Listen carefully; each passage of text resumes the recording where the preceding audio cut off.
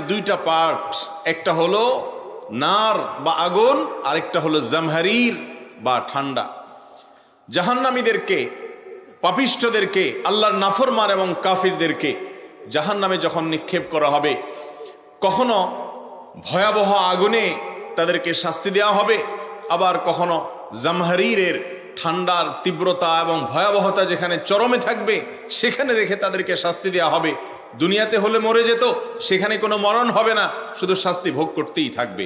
হাদিসে আসছে নবী সাল্লাল্লাহু আলাইহি ওয়াসাল্লাম বলেছেন, জাহান্নামের আগুনের তাপ, এর উত্তাপ দুনিয়ার আগুনের চাইতে 70 গুণ বেশি ভয়াবহ হবে এবং মারাত্মক হবে।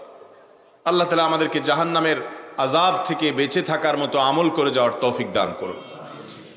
জাহান্নামের আযাব থেকে আল্লাহ তাআলা আমাদের সবাইকে হেফাজতে রাখুন। মুহতারাম হাজরিন, তো জাহান্নাম তার ভাষায় আল্লাহ রাব্বুল আলামিন তার সকল